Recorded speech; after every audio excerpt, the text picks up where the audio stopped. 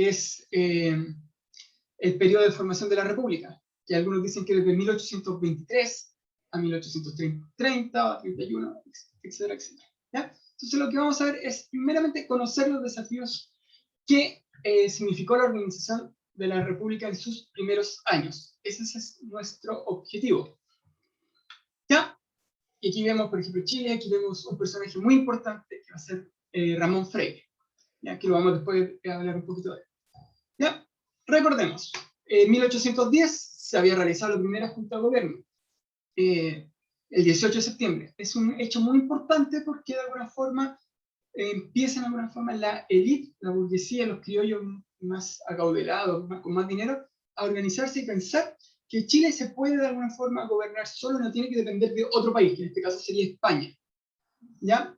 Y empieza su periodo de proceso de independencia. Y ya habíamos hablado que, ¿por qué se inician estas primeras juntas de gobierno? Porque en realidad el rey de España estaba preso por las guerras napoleónicas. ¿Ya? Posteriormente, va en 1814, ya liberado el rey de España, los españoles van a querer reconquistar las tierras que de alguna forma se habían casi rebelado contra su monarquía, y va a empezar el proceso de reconquista.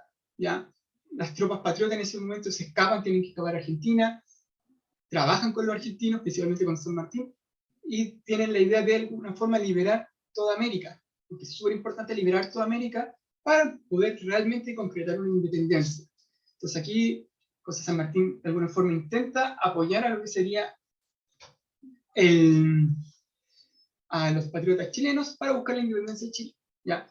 José San Martín va con tropas apoyados con chilenos, de alguna forma sacan a los españoles y es nombrado Bernardo O'Higgins como director supremo, porque realmente iba a ser José San Martín, pero él no aceptó porque su idea era de alguna forma ir siguiendo liberando países. ¿Ya? Sin embargo, Chile va a tener de alguna forma que formar un ejército para seguir liberando otros países, en este caso Perú. ¿Ya? De alguna forma, ¿qué va a ocurrir? Con Bernardo O'Higgins va a tener este problema ya de que logra la independencia, pero tiene que controlar a todos, la élite, la aristocracia, los grandes terratenientes, que no están de acuerdo en su forma de gobernar. ¿Ya? De alguna forma, Bernardo O'Higgins era muy autoritario, y las élites, la clase alta, ¿ya? No se puso muy en contra de lo que era el gobierno de Bernardo O'Higgins. Entonces, ¿qué pasa finalmente con Bernardo O'Higgins? Tiene que salir exiliado del país, ¿ya? Y tiene que renunciar a lo que es el cargo de director supremo. ¿Ya? Y Bernardo O'Higgins aquí se va del país y nunca más vuelve, y se va a Perú. Muere en Perú, de hecho. ¿Ya? Eso es lo que tenemos que recordar ya, para, y recordar esto también. ¿Qué pasa después que se va Bernardo O'Higgins? ¿Ya? Va a haber una inestabilidad política. Primero que todo, porque hay líderes. Hay líderes que de alguna forma van a mandar, van a guiar esta idea y van a de alguna forma llevar mucha gente atrás de ellos. Entonces van a tener como mucho poder. Eso es lo que se llama caudillismo. ¿Ya? Van a haber muchos caudillos. ¿Ya? Es decir, que van a poder ser líderes de alguna forma, no institucionalmente, no de una forma democrática, sino por todo el carácter que tienen estos caudillos. ¿Ya? Y eso pasa principalmente en lo que es América, y sobre todo también sigue pasando actualmente que hay algunas personas que tienen mucha popularidad, empiezan a obtener liderazgos e intentar acceder al poder de formas no institucionales. ¿Ya? ¿Qué otra cosa pasa? No hay experiencia. ¿Ya?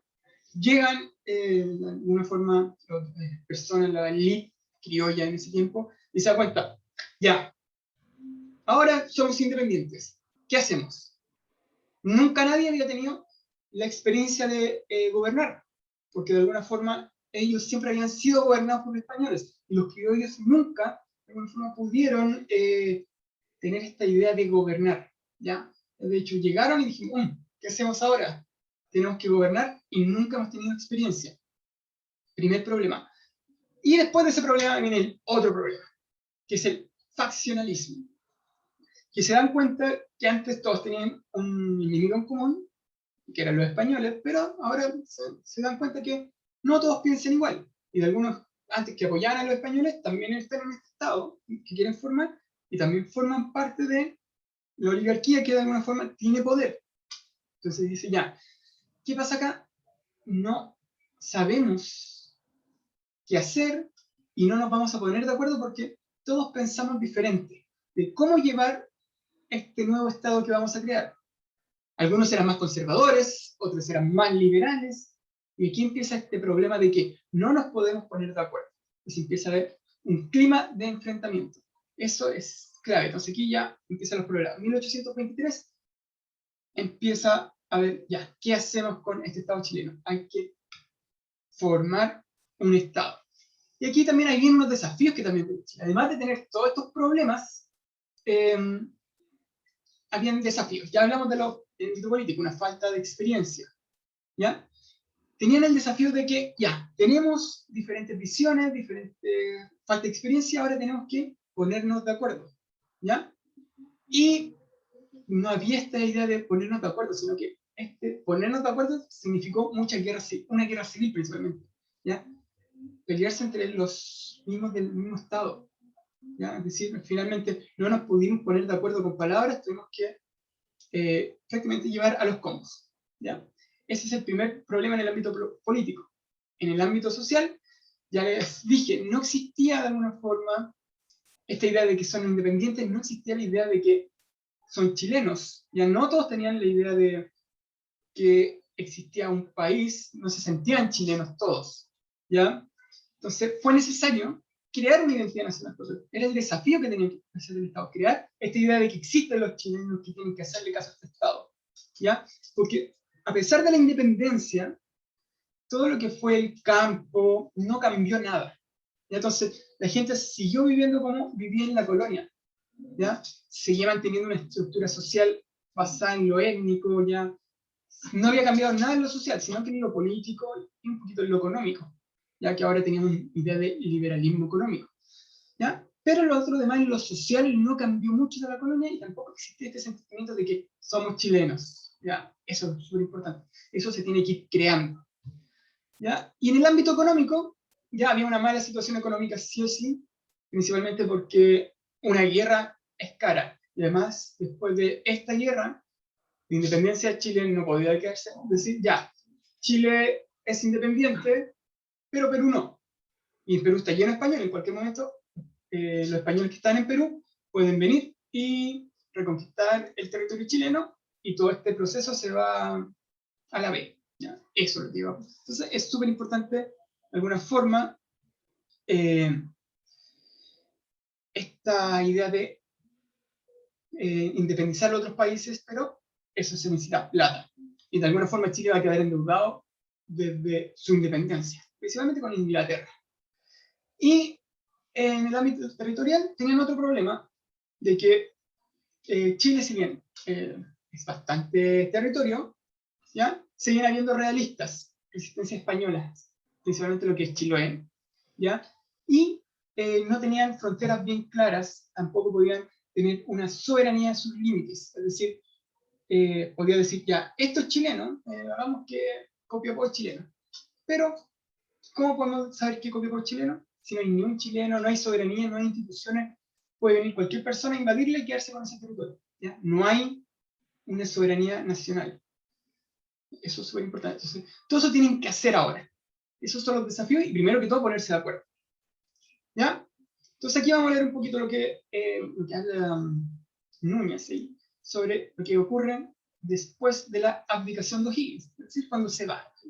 A partir de la abdicación de O'Higgins se desintegró la unidad que había conservado la aristocracia mientras se enfrentaba al peligro realista. Es decir, abdica O'Higgins y toda esta unidad que tenían antes, que era el enemigo en común que tenían contra los realistas, se acabó. ¿Ya? A partir del gobierno de Freire, que fue uno de los que luchó contra O'Higgins para sacar a O'Higgins, ¿ya? Las dificultades políticas prepararon el faccionismo sucesivo de la élite aristocrática. ¿Ya? Surgen facciones políticas separadas por proyectos diversos para construir un nuevo Estado.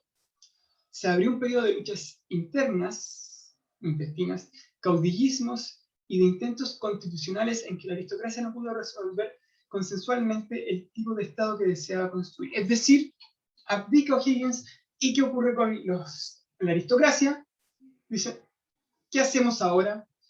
tú no estás de acuerdo conmigo, yo no estoy de acuerdo contigo, tenemos muchas visiones, de hecho no son solo dos visiones, existen muchas visiones de cómo vamos a llevar el país. Eso ya es, no nos ponemos de acuerdo.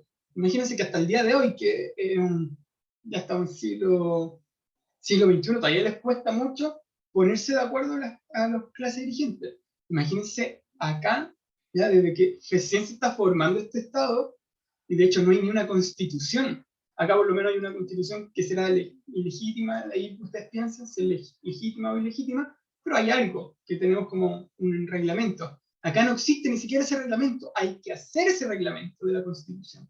Hay que formar el Estado. Entonces no tenían idea de cómo ponerse de acuerdo, de cómo formar este Estado. ¿Ya?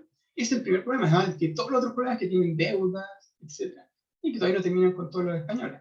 ¿Ya? Entonces aquí vamos a ver las facciones políticas. ¿Ya? Van a existir facciones políticas que los vamos a separar en los que serían unos de carácter liberal y otros de carácter conservador.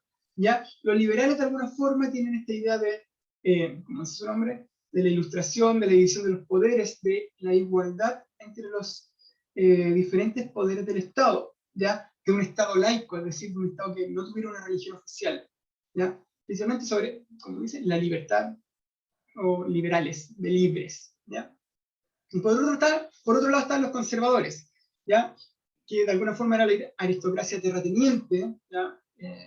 Los que de alguna forma tenían más cantidad de tierras, que querían un Estado católico, que se basara por todo el pensamiento católico, que de alguna forma existiera una autoridad, un presidencialismo más notorio, ¿ya?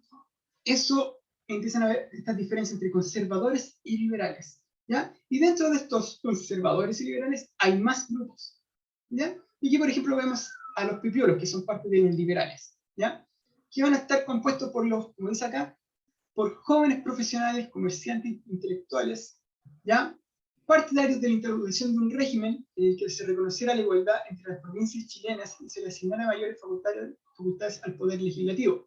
Es decir, los pipiolos querían de alguna forma una idea de parlamentarismo, donde el parlamentarismo tuviera más importancia que el presidente, como lo es, se da mucho lo que es Europa, actualmente también, ¿ya?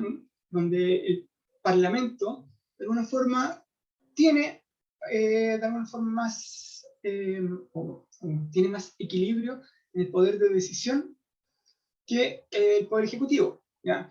Por ejemplo, en Chile actualmente somos presidencialistas, y es lo que nos ocurrió, por ejemplo, en la noticia, no sé si vieron el 10%, todo el Congreso estaba de acuerdo con una ley, y el presidente aún así podía ponerle trabas, ¿ya? Los liberales quieren todo eso lo contrario a eso, ¿ya? Que de alguna forma no existiera una idea de un poder, un presidencialismo que de alguna forma acallara al poder legislativo, ¿no? Ellos querían un mayor equilibrio y sobre todo más facultad al poder legislativo porque hay más opciones de democracia, ¿ya? Ya. Ya, a ver, estos pipiolos muchas veces eran, ya les dije, eran jóvenes y venían de la idea de los europeos, ¿ya? Entonces ellos lo que sí querían venir con esta idea de libertad y sobre todo disminuir la influencia de la iglesia sobre el Estado, ¿ya? Que hubiera una separación totalmente, ¿ya? Que no existiera una religión obligatoria, etcétera, etcétera. Ya. Por otro lado estaban también en los liberales los federalistas, ¿ya? A ver, los federalistas tenían muchas ideas muy parecidas a los liberales, pero ellos creían en la idea de un Estado federal, ¿ya? ¿Qué quiere decir un Estado federal? Donde las provincias tuvieran mayor autonomía económica y política, como lo sería un país federal sería Estados Unidos, ¿ya? Donde Estados Unidos son 50 estados y cada estado tiene sus propias leyes y sus propias, de alguna forma, sí, sus propias leyes y su propia forma de llevar la economía, ¿ya? Eso es lo que querían los federalistas, de alguna forma imitar lo que se está viendo en Estados Unidos, ¿ya? Entonces, por ejemplo, que existiera una provincia de Concepción, una provincia de Santiago, que si bien hay una que debería ser como la capital, las otras también tuvieran una autonomía, ¿ya? su líder aquí fue José Miguel Infante, que es el que vemos en la foto de ahí, y querían seguir esta idea de Estados Unidos, ser un país federal, ¿ya? Que es contrario a lo que sería Chile actualmente, que es un Estado unitario, ¿ya? Donde el poder se concentra en una sola persona, que sería el presidente, y los gobernadores no tienen ni de alguna forma autonomía sobre, intendentes no tienen autonomía sobre sus provincias, ni los gobernadores que van a salir ahora van a tener de alguna forma poder de tener sus propias leyes, ¿ya? Aquí existe un Estado unitario donde todo el Estado tiene las mismas leyes. ¿Ya? Eso es súper importante entender. Un Estado donde existe un poder central, que ese poder central manda todo el territorio. En cambio, los países federales existe un poder central, pero cada región o Estado dentro de ese país tiene sus propias leyes y puede de alguna forma, tener autonomía. ¿Ya? Por otro lado estaban los conservadores, y aquí vamos a ver los tres grupos dentro de los conservadores, que estarían los pelucones. ¿Ya? Y aquí veríamos los pelucones, que serían la mayoría los terratenientes, ¿ya? La aristocracia terrateniente, es decir, los que de alguna forma tienen muchas tierras, ¿ya? Y ellos pensaban de alguna forma que el Estado debería ser un Estado unitario, que se concentrara, que todas las regiones, o en este caso las regiones tuvieran, o provincias tuvieran una ley que los gobernara a todos, dirigido autoritariamente por un poder ejecutivo con muchas atribuciones, es decir, un presidente que tuviera mucho poder, ¿ya? De alguna forma para ordenar el país, ¿ya? Y sobre todo creían esto, en la influencia de la Iglesia Católica sobre el Estado. Ellos decían que la Iglesia Católica debería estar unido al Estado, ¿ya? Es decir, si alguien se quería casar, tenía que obligatoriamente casarse por la Iglesia Católica, ¿ya? Porque la ley lo decía así. Entonces aquí tenía que haber una unión entre la Iglesia Católica y el Estado, muy diferente a lo que pensaban los liberales. Que los liberales decían, no, la Iglesia es algo privado, ¿ya? Cada uno puede de alguna forma tener la religión que quiere, entonces el Estado no les puede obligar a alguien a optar a una religión, a ser de esa religión. En cambio los conservadores sí, decían, Chile tiene que ser un país católico. Y ahí todos los que viven en Chile tienen que ser católicos. Por otro lado estaban los estanqueros, ¿ya? Y aquí vamos a destacar la figura de Diego Portales, ¿ya? Los estanqueros era un grupo que defendía, era un grupo con comerciantes, más que todo, ¿ya? Comerciantes del estanco, lo que sería el té, el tabaco, ¿ya? Que querían un gobierno autoritario, ¿ya? ¿Por qué? Porque ellos creían que un gobierno autoritario, de alguna forma, era necesario para acabar con esta inestabilidad política. Ya vimos que no hay un orden político, entonces a los estanqueros, a los comerciantes, no les conviene que políticamente Chile esté inestable, ¿ya? Y es como lo vemos en la actualidad, a muchos les importa la economía, entonces se preocupan de que Chile sea un país estable, porque si no la economía se va a perder. Los estanqueros eran comerciantes, ¿ya? Y a ellos lo que importa es que Chile sea un país estable, no importa cómo se gobierne, sino que sea estable, ¿ya? Para que ellos puedan comercializar, tener una buena economía. Entonces, Diego Portales, de alguna forma, que este líder de los estanqueros, él dice, a mí no me importa quién mande, ¿ya?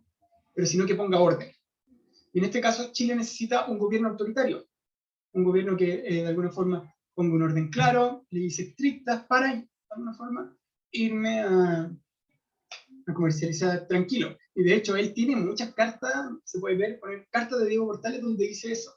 Y de hecho, no era una persona que hablara muy, muy correctamente, sino que, de hecho, hablaba mucho garabato. Entonces, uno puede ver, y prácticamente en sus cartas manda a la punta del cerro a todo el mundo diciendo que no le importa nada, solo le importa que exista un gobierno fuerte donde lo dejen tranquilo a él comercializar. Y esta es la idea de los tanqueros. Entonces, ellos, de alguna forma, apoyaron mucho lo que eran los conservadores, a los pelucones en este caso.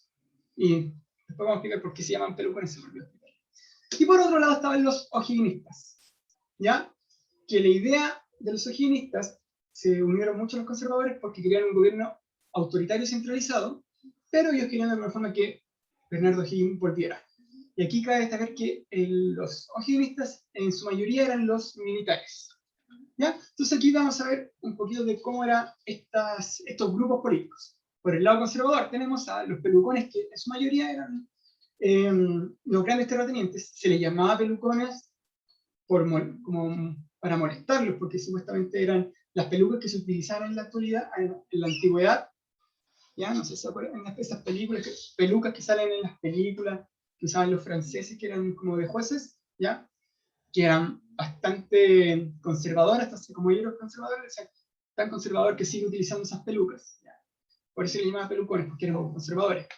Por otro lado están los estanqueros, ¿ya? Que eran los comerciantes que querían un gobierno centralizado, autoritario, y los obscurantistas, que la mayoría eran militares, ¿ya? Y por otro lado estaban los liberales. Ya, los liberales que tenían esta idea que venía de Europa, de la Ilustración, ya, donde principalmente aquí destacamos los pipiolos, ya, que eran estos, que sobre todo seguían esta idea de Europa, querían de alguna forma un equilibrio entre los poderes del Estado, más que todo querían un parlamentarismo. Y por otro lado estaban los federales, que son aliados con los pipiolos, que son los que querían el Estado federal, con las provincias con mayor autonomía. ¿Ya? Esos son los grupos políticos. Entonces aquí vamos a leer un poquito de lo que características de estos grupos. Por ejemplo, dice, los liberales, el grupo reformista, y primero menciona reformista porque quieren hacer reformas, hacer cambios, por una minoría de patricios o nobles, cultos ideales dominarán en los primeros 20 años de vida independiente, con gran patriotismo, pero sin tradición política. Por lo tanto, sin ideas claras acerca de lo que se debería hacer, pretendieron poner a la sociedad en torno a las ideas proclamadas en la Revolución de Independencia. Toda la vida institucional chilena hasta el año 1829 está informada por el idealismo democrático de esta minoría reformista. De alguna forma, ellos tenían mucho ideal, pero no podían ponerlo en práctica. Esto también tiene que ver cómo se vivía en Chile y las características que tenía Chile, ¿ya? Que siempre fue de alguna forma, como fue colonia, siguió mucho lo que era este orden conservador, ¿ya? Por otro lado estaban los conservadores, y que vamos a destacar a los pelucones. ¿Ya? Los pelucones, porque usaban esas pelucas, no molestan con eso. Los pelucones representaron el sector más conservador y tradicionalista de la aristocracia, que no desearon que hubiese ningún tipo de reforma radical, es decir, por eso se llaman conservadores, porque quieren conservar la tradición, no quieren mucho cambio. Los liberales querían un cambio muy desde lo que habían vivido en la colonia, ahora querían ser independientes, querían tener toda esta idea liberal. Los conservadores, ya, son independientes, pero queremos mantener nuestro orden antiguo, mantener esta tradición. Entonces, compuesto mayoritariamente por los miembros más influyentes de la sociedad santiaguina, encarnan la aristocracia terrateniente, la fe religiosa y el intachable respeto por la autoridad. ¿Ya? Entonces, como antes la colonia se vivía así, donde había alguien mandaba que era el rey, ellos tienen esta idea de seguir esta tradición ahora con un presidente. Si bien ahora son independientes, ¿no? Pero ellos quieren mantener su tradición, quieren seguir esta idea de gobiernos con una autoridad muy poderosa, si bien quieren tener esta división de los poderes, pero un gobierno autoritario, con un presidente que tuviera mucho poder. En cambio, los liberales no, querían hacer un cambio total de lo que habían vivido en la colonia. Y esto tiene que ver mucho por lo que es generacional, ¿ya? Siempre se habla de que las personas que son de más edad son más conservadoras, que mayoritariamente los jóvenes de élite que habían visto esta idea de Europa, querían imitar esa idea revolucionaria. Entonces ellos eran más liberales, ¿no? Pero va de todos lados también. Ya, pero ya, tenemos tantos grupos. ¿Pero qué quieren hacer estos grupos? ¿Por qué? ¿Por qué están peleando? La idea de estos era que crear una constitución. ¿Ya? La constitución, como sabemos, es lo que le da forma al Estado. Es una constitución, puede plantear las ideas de cómo se va a llevar el Estado a futuro. Entonces, por eso cuando se habla de una constitución en la actualidad, es súper importante porque vamos a ver cómo va a ser nuestro país a futuro. ¿Ya? Puede cambiar mucho a lo que es hoy en día. ¿Ya? Entonces una constitución es lo que le va a dar forma al Estado, cómo va a ser este país. De hecho, puede ser, ¿quién va a tener más poder? ¿El Parlamento o el presidente? El presidente va a poder tener esta idea de vetar a los parlamentarios, el presidente va a poder tener esta idea de Si él no quiere sacar una ley, no la puede sacar. ¿Ya? Ahí viene el problema. Entonces, por ejemplo, si vemos, actualmente Chile es un país presidencialista.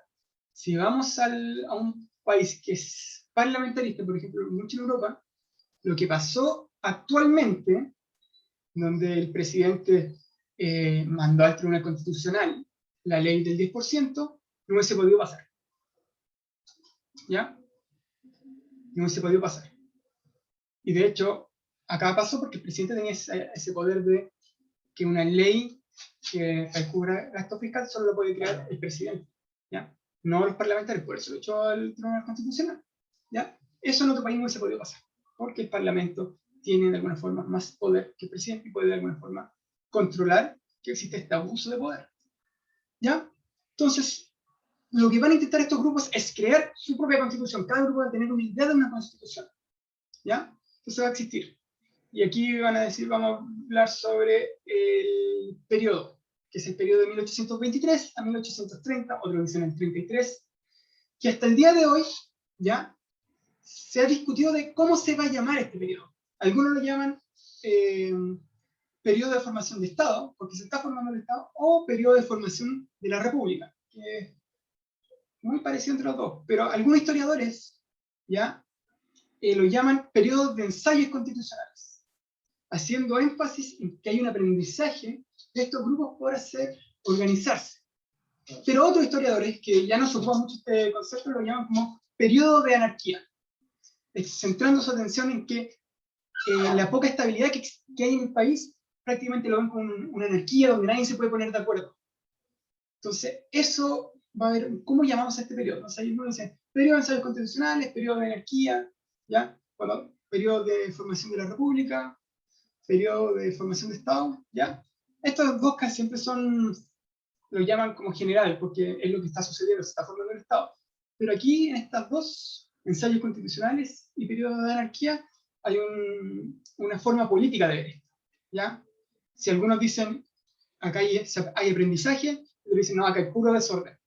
¿Ya? Por ejemplo, los gobiernos más autoritarios lo llaman como periodo de anarquía. En cambio, de alguna forma los liberales lo llaman como periodo de ensayos constitucionales, porque se está haciendo énfasis en el aprendizaje. ¿Ya? Acá en la mayoría se está conociendo como ensayos constitucionales. Poco se habla sobre el periodo de anarquía. Hace muchos años no se habla como periodo de anarquía. ¿Ya? Y aquí vamos a ver las constituciones que ya vamos a hablar en la próxima clase que van a existir. ¿Ya? Va a estar la Constitución Moralista de 1823. Moralista que va a ser de carácter conservadora, por eso se llama moralista. Las leyes federales y la Constitución de 1828 que va a ser de carácter liberal. Esas van a ser las tres constituciones que vamos a ver la próxima semana, más la otra constitución que es el de 1833, que es la que vamos a centrarnos. ¿Ya? Y a ver, ¿qué actividad van a tener ustedes? ¿Ya? Ahora, esta actividad se la voy a subir al tiro a Classroom, ¿ya? Que van a tener que hacer la página 45 del texto de estudio. ¿Ya? Ya, dice, esta de los desafíos expuestos, que son estos, y están en su libro, ya están en su libro, me dicen, ¿cuál creen que es más urgente resolver? ¿Por qué? ¿Ya? Después van a tener que comparar posturas de los grupos políticos liberales y conservadores. ¿Ya? En este caso, los que vemos acá. No los separen en estos tantos, sino que liberales y conservadores. Pueden meter a todo esto en el grupo conservador y todo esto en el grupo liberal. ¿Ya? Y compárenlos con quienes los forman, cuáles son las ideas respecto al Estado, es decir, creen que tiene que ser unitario, federal, ¿ya? ¿Quién tiene que tener mayor autoridad, un carácter presidencialista o parlamentarista? ¿Ya? ¿Qué opinan sobre la religión? ¿Ya? ¿Debería ser la religión oficial? ¿Existir una religión oficial? No. Y el orden social, ¿ya? Ahí tienen que ver. Ya. Y esta es la última pregunta, que es individual. Si ustedes tienen que ver con cómo se sentirían ustedes poniéndose en el caso de que vivieran en ese tiempo. Y es súper importante que hagan esta pregunta. De hecho, yo diría que es la más importante. ¿Ya? Y la que más me importa tiene que ser, entonces, es si hubieran vivido en los años. ¿ya? Es decir, se ponen en el caso de que ustedes vivan en ese año.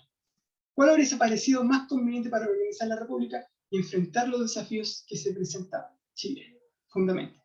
¿Qué creen ustedes? ¿Deberían ser liberales, lo que plantean los liberales, conservadores? Tienen que ver eso. Entonces se tienen que poner en el caso. Si ustedes hubieran sido ya jóvenes de 1823 y estuvieran participando en el Parlamento, el Instituto de Organizar, ¿cuál sería su idea? ¿Por qué? ¿Qué hubiesen sido ustedes? ¿Conservadores, liberales? ¿Por qué? ¿Cuáles serían las ideas de ustedes? ¿Ya? Ya, a ver, entonces, hasta acá. ¿Tenemos alguna duda?